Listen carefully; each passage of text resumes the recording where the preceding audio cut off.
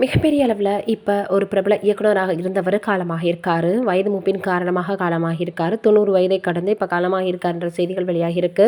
அவர் வேறு யாரும் கிடையாது, ஷியாம் பெரேரா அவர்கள் தான். கிட்டத்தட்ட 18 தேசிய விருதுகளை வாங்கி குவிச்சிருக்கிறாரு.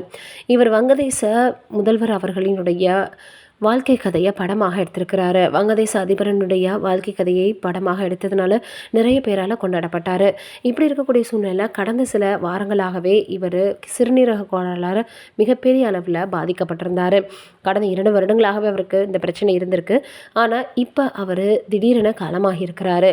இது மிகப்பெரிய அளவில் ஹாலிவுட் திரையுலகில் ரொம்ப பார்த்திங்கன்னா அவங்களுக்கு சோகத்தை ஏற்படுத்தியிருக்கு. அதோட இவர் நிறைய திரைப்படங்களை இயக்கியிருக்காரு. அதையும் தாண்டி நிறைய அவங்க ரசிகர்களால் கொண்டாடப்பட்டிருக்காரு. பிரபல இயக்குனராக வலம் வந்திருக்காரு அப்படின்றதான் உண்மையும் கூட. இப்போ ஷியாம் பெரேரா அவர்களினுடைய ஆன்மா சாந்தியடைய பல பிரபலங்களும் தங்களது இரங்கலை தெரிவித்து வந்துட்டுருக்காங்க. நம்மளுடைய சார்பாகவும் அவருடைய ஆன்மா சாந்தியடைய கடவுளை வேண்டிக்கலாம். இது ஒரு புறம் இருக்க, இப்போ என்ன இருக்குது அப்படின்னா, தேவா அவர்கள் சூப்பர் ஸ்டார் ரஜினிகாந்த் அவர்கள் கூட முத்து, அருணாச்சலம், பாட்ஷா அப்படின்னு நிறைய திரைப்படங்களை இயக்க வாய்ப்பில்லாட்டியும் அந்த 3 படங்களை மிகப்பெரிய அளவில் அவர் தன்னுடைய இசையை இயக்கியிருப்பார். இந்த நிலையில் இப்போ மறுபடியும் ரஜினி சார் அவர்கள் கூட எனக்கு படம் பண்ணுறதுக்கான வாய்ப்புகள் கிடைச்சா ரொம்பவே சந்தோஷமாக இருக்கும் அப்படின்னு சொல்லியிருக்கிறாரு.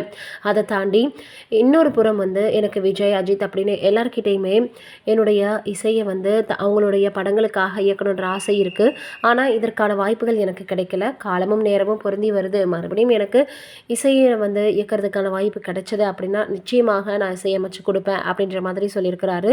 அதனால் நீங்கள் என்ன நினைக்கிறீங்க ரசிகர்களாக அப்படின்னும், அவங்க இயக்கி இசையமைச்சதில் எது ரொம்பவே பிடிக்கும் அப்படின்றதையும் மறக்காமல் கீழே இருக்கக்கூடிய கமெண்ட்டில் சொல்லுங்கள். அடுத்து இவங்களுடைய காம்போல ஏதாவது படம் வருதா இல்லையான்னு வெயிட் பண்ணி பார்ப்போம்.